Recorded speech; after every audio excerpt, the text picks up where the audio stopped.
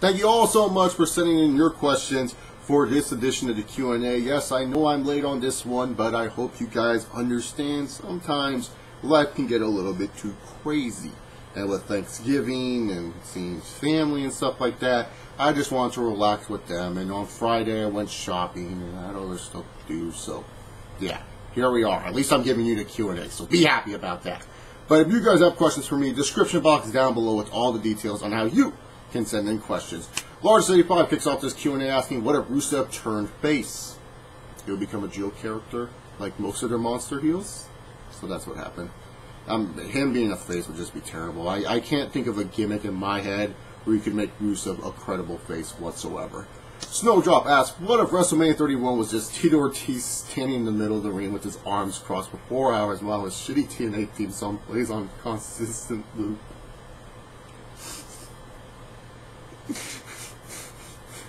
And the crowd is just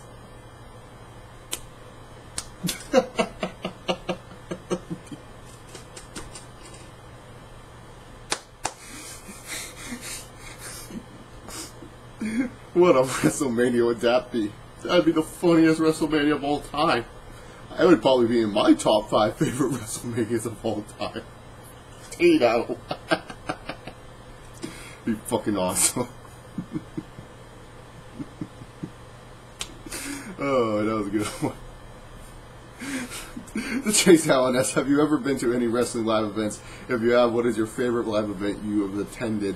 Yeah, I've been to a couple of indie shows, some Lucha Libre shows here or there. What else have I been to? Some TNA house shows. I went to TNA Bound for Glory 09. Some WWE house shows. A couple of WWE TVs.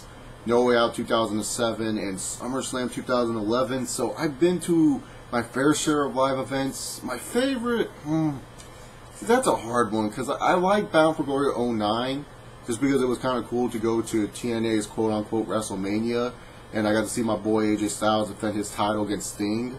So I felt that was pretty fucking cool to see Sting live.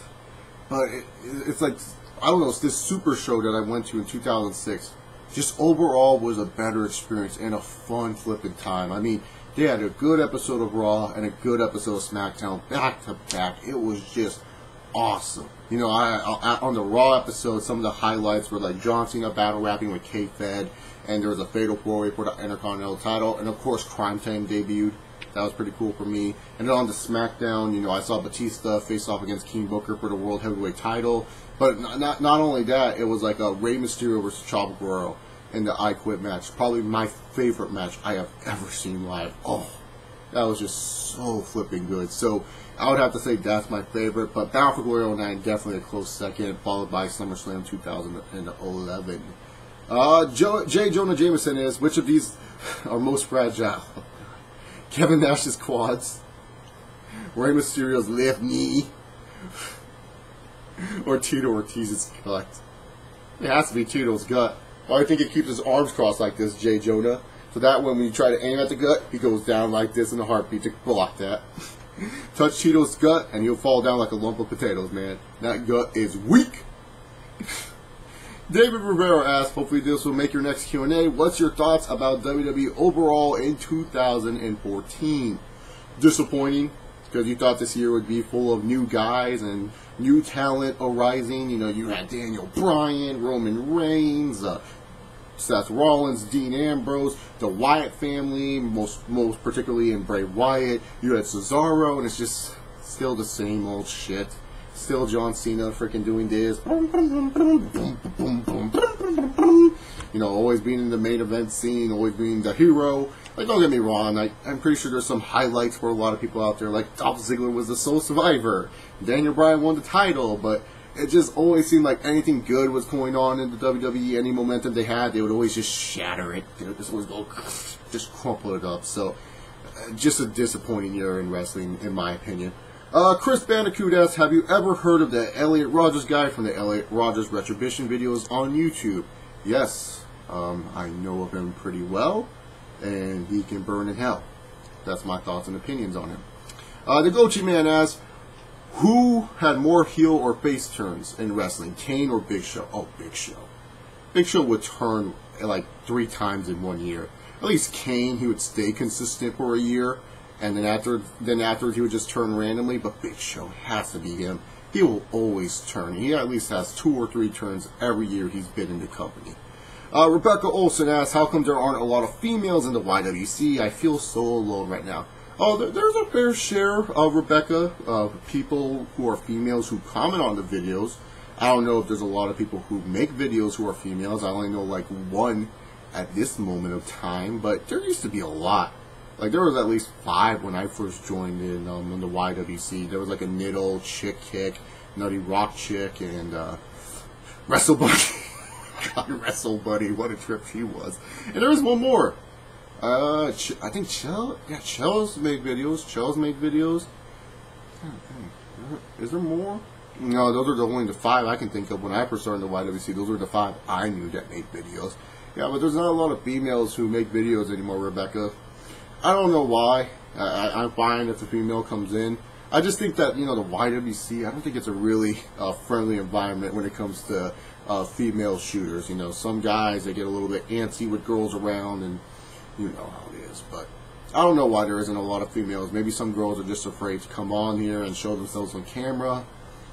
Who knows? What was her name? I think That Beautiful Punk, she used to do wrestling videos a lot, but she doesn't do them anymore. So, yeah. I'm trying to think of more. There's like only 1 or 2 available right now. I think the one that I know that's most active is this girl from Great Britain Wrestling. But other than that, there's not a lot of people going around. Luis Rodriguez asks, what's up, Chase? How tall are you? Because I'm 5'8". While I ain't tall, I ain't short either, and not a vanilla midget. Technically, you are considered a vanilla midget, because vanilla midgets in wrestling are people who are 6 foot and under. So serve, my friend. But also, I'm a vanilla midget, because I'm only 5'8". People think I'm a tall motherfucker. Everyone thinks like, oh, dude, Chase, he's probably like 6'1", 6 foot. Like, I want to know in the comment section down below, how tall did you think I was before I said I was 5'8"? Did you think I was a tall person? Just to prove how short I am, go watch my SummerSlam 2011 review. I did the review with my friend Brandon, who used to be O Homicide O. You know, we did it outside of the Staples Center, and pretty much all the comment section was just like, oh my god, I can't believe how short Chase is. So go check out that review just to show how short I am, because I ain't a tall guy whatsoever.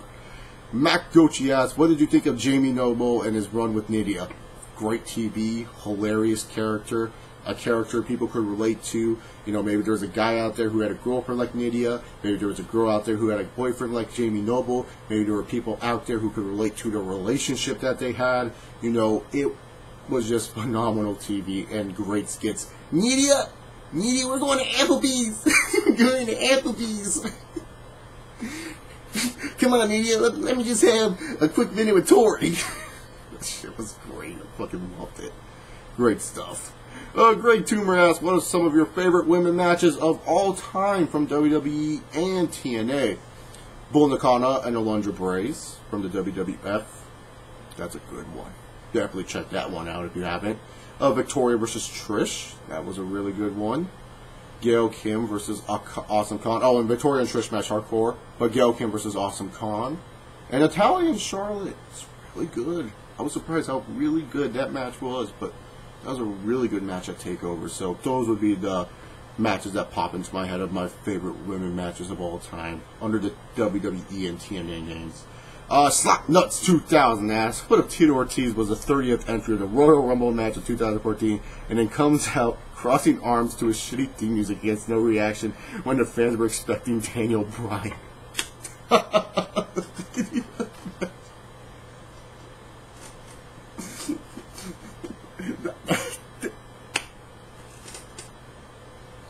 Yeah, I remember the fans were like, yes, Daniel Bryan. And then all of a sudden the lights go out. The lights go out. Fucking no, you guys get the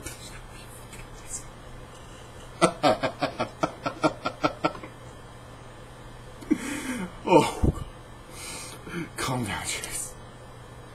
I want that to happen so bad. Just to see the fans' faces when you see this. Oh. Josh Chambers asks, what do you think of Randy Orton back when he was a rookie in the year 2002? he was alright. He didn't become my favorite, one of my favorites until 2003. But in 2002, he was good. You know, he was that guy with a really good drop kick. That's all I could really say about it. Wasn't really that big in Orton in 2002. I like the RNN breaking news stuff. That shit was funny. Like, Stephanie fluffed my pillow very, very nicely on the plane ride today. Like, I thought that shit was funny, but in the ring-wise, he was just kind of whatever. You know, didn't really like him all that much. It wasn't until 2003 when I started to like Orton. Mr. Juicy asked, do you think WWE should have given Curtis Axel an imperfect gimmick? Yes. That would be fucking genius. Can you think about it? You know, especially because his catchphrase is better than perfect. Could you imagine, like, he talked about how he's better than Mr. Perfect? That would get him instant heel heat. And that would make older fans actually hate this guy and get behind this guy's character. Could you imagine, like, he botches certain moves, and he does this on purpose. Like, obviously, all these botches that he does are on purpose, and it's just, like, he acts like he's, like, his dad. He does, like, stuff like that. It would be funny if they did those, you know, like, those skits that Mr. Perfect used to do, where he would bowl a perfect 10, and it'd be, like, perfect. Or he'd catch a football with one hand, and be, like, perfect. You have that where Curtis Axel fucking bowls a gutter ball, and he turns to the camera, and he's like, better than perfect. He misses a one-handed catch, and he goes, better than perfect. That would be freaking genius. That would get instant heel heat and make Curtis Axel an interesting character. Oh, I wish they would do that. That would be money. That's what I would pitch if I was in the WWE at this point. Joe Juicy asks, what did you think of Molly Holly? Very undervalued women's talent for her time. I don't think a lot of people give her that much love and respect, but she can work a pretty good, decent match. Definitely not my favorite of all time, but definitely an undervalued and underrated woman for sure. Johnny Cool asked, what if WWE did a segment where Randy Orton's ring boner was talking to him? Hey Randy, the Viper's talking right now. The Viper's hungry. The Viper wants John Cena. I fucking love it. I don't think it'd be funny. It'd be kind of weird, but it'd be funny. Reed19 asks, what are your thoughts on the CM Punk situation now that he's revealed his side of the story? I believe that you listened to my podcast, Reed19, so hopefully you got my answer in that podcast. I Love Watermelon 525 asks, what did you think of your roided up hero Ryback injuring Punk multiple times, injuring Bo Dallas, and what did you think about Punk said about your man crush in his interview? And I know Ryback was my hero, considering my favorite wrestler currently is Randy Orton. I just like Ryback. He's not my hero. What's wrong with me liking Ryback? I don't understand. Just because I protect the big guy and I like the big guy does not make him my hero. If you ask me my top 5 favorite wrestlers today, I don't think Ryback even cracks the top 5. He's in the top 10 for sure. Barely in the top 10. Like, I like Cockfist, you know, Cockfist Roman Reigns. I like him more than Ryback. Ryback's not my hero. Randy Orton's my hero. So I don't understand what you're trying to say in this comment here. And I talked about that in the podcast that you should listen to because I did a really good job with that podcast. But, you know, shit happens in wrestling. And by the way, he didn't injure Bo Dallas. Sheamus injured Bo Dallas because Bo Dallas' last match, I Love Watermelon 525, was against, oh yeah, Sheamus. I don't think you did that research ahead of time. Oh wait, I also schooled you on this probably, I don't know, the time you asked me about Bo Dallas' injuries. So yeah, do your research, kid. Sheamus injured Bo Dallas, not Ryback. Because Bo Dallas' last match was against who? Oh yeah, Sheamus, before he got injured. There you go. Nintendo Fanboy 1998 asks, what do you think of Luke Harper's facial expressions? And can you do a Luke Harper facial impression with his yeah, yeah, yeah? Yeah, yeah, yeah, yeah, yeah. I hope that was good enough for you. What do I think about them? I like it. Fits his character. He does a really good job with it. You know, I like when his eyes get really, like, wide. Like, he's like, I think that's good shit. So, he does a decent job with his facial expressions. But like I said, I like them just because they fit with his character. But we got to see as he evolves over time. Redwood316 asks, what did you think of WWE back in 2002? For me, I thought it was a favorite year of WWE around the time period with all the star power and had such a good roster at the time. Oh yeah, 2002, really good star power. You know, that was the start of the brand split, when the brand split could actually work in wrestling, because, like you mentioned, they had a lot of star power and a lot of interest in those brands. You know, you were getting a lot of good TV matches. It felt like a mini Monday Night War between SmackDown and Raw. You know, SmackDown was a lot of fun to watch back in those days. And 2002, when you talk about a year for pay-per-views, holy shit. Go watch a 2002 pay-per-view, and you will just see consistently them just getting better and better and better as the years go, as the month goes on. 2002 has some of the best pay-per-views you will see. I mean, there's some bad booking decisions, don't get me wrong. Triple H reigning supreme. I'm the king of kings. Let me retire the IC title. Blah. But other than that, you know, really good pay-per-views, top to bottom, in 2002. I don't think there's one really bad pay-per-view. There's some, you know, disappointing pay-per-views, but they're like mediocre at best. I don't think there's like considered a bad, terrible pay-per-view in 2002. 2002, definitely a wonderful year in professional wrestling. Carson Lopez asks, why did WCW have so many overbooked finishes? Called Vince Russo. Let's be honest here. They want to bring interest into the matches. You know, around that time, wrestling was all about doing crazy fucking shit. So, you know, WCW said, oh, well, WWF's doing this, let's make it crazy. Let's have this guy come out. Let's do this. Let's have a freaking Goldberg get hit with a taser. Let's do pepper spray and shit like that. So, you know, they just had a bunch of overbooked finishes, because at the time, wrestling was all about the here and now, all about the craziness, the spontaneous reaction you can get from the crowd, you know, the ratings and all that stuff. So, that's why they had a lot of overbooked finishes.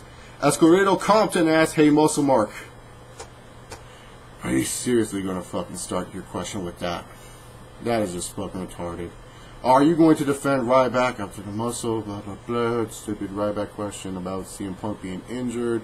Something like that. First of all, I take what I said to I Love Watermelon 525. Shit happens when you're in the ring. Bottom line when it comes down to it. Second of all, listen to my CM Punk podcast. Third of all, I am a Punk fan. I don't know if you know this. You should, because you always ask questions in my Q&As. But I am a Punk fan, and I turned my back on Punk when he left us, the fan. You know, I understand why he left. Thank you for the explanation, Punk. You know, I'm happy that he gave me one. I mean, Punk's done with wrestling, so he's not going to be considered a top 10 favorite by Chase Oliver, because he doesn't wrestle in the ring at all anymore. But I didn't turn my back on Punk. You know, like, I turned my back on him when he left us. Seriously, you're going to start off a question saying I'm a muscle mark. Can you, Escoredo Compton, I don't know if you can see this. Look at my profile picture. Please tell me who's in my profile picture, and then call me muscle mark again. Please. Because I really want you to know that I'm not a muscle mark. Look at my fucking profile picture. Thank you. That's one thing that boils me up, when people just consider me a muscle mark. So what that I like Ryback, and so what that I like Cockfist? Let me like those guys, for fuck's sakes. I like variety, unlike most people. Final Limits asks, what do you think about what Punk said about HHH and your boy Ryback? See, Final Limits gets it. Ryback is just my boy. He's not my hero or my god. He's my boy. That's my boy, Ryback. It's in the top 10, the Chase Oliver top 10. So, first off, Triple H is also my boy. Thought it was funny. You know, anytime you can hear dirt on Triple H, it's always fucking hilarious. You know, not surprised what he said about Triple H. I mean, you kind of knew that Triple H had to do something stupid or say something stupid, so not surprised that Triple H would be like this. Ryback, go listen to my podcast, man. Like, you know, I pretty much just laughed when Ryback said, yeah, I'm a dumbass. Like, I thought that was fucking funny, so, yeah.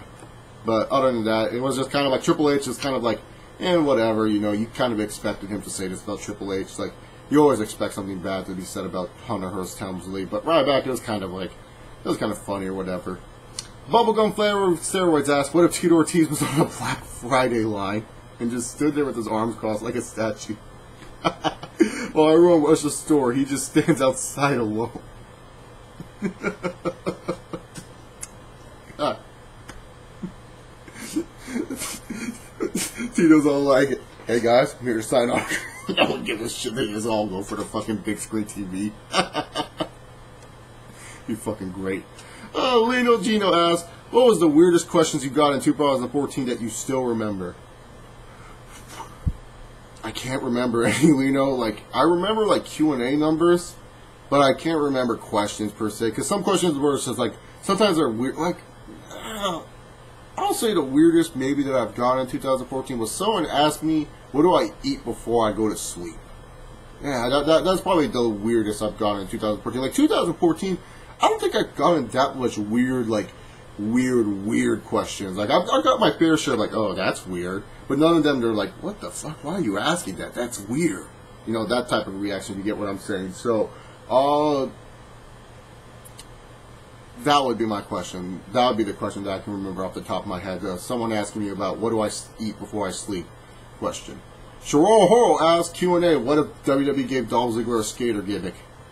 I wouldn't like it, man. Mainly because skaters are not cool nowadays. It's not like, this is not like 2004, okay? If this was 2004, yeah, that would make sense. I mean, skaters are kind of popular. Bam Margera has a show. You know, Tony Hawk's still kind of relevant. You know, he's coming out with some really good video games around that time. So, yeah, that would be pretty cool. Back then, today, I don't know if it would work so well. You would have to find something like maybe a motocross rider, because that's getting kind of big again. Maybe a snowboarder. Snowboarding is always kind of a big thing. So I would have to say you would do a snowboarder gimmick. But I don't even think Dolph Ziggler would pull it off. I think he's fine with what he has. And Bill Bradford asked, I saw in one of your older videos you had a NASCAR hat and was wondering who your favorite driver was.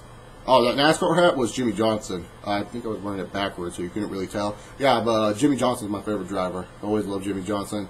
You know, when he was a rookie, always running off the track, I always found that admirable about him. How he never really gave up in any of the races, even when he was younger. Was so happy when he won his first championship. I never thought he was going to become the driver that he was. I didn't think he was going to pull off freaking 5 straight championships like they were nothing. Like, after his first championship, I was like, oh, well, you know, that's good. I'm happy for him. Good, cool for him. But then all of a sudden, he, like, my high school years, I was just happy liking Jimmy Johnson. So, I always like Jimmy Johnson. He's my favorite driver right now, currently. Another driver I like a lot, Kevin Harvick.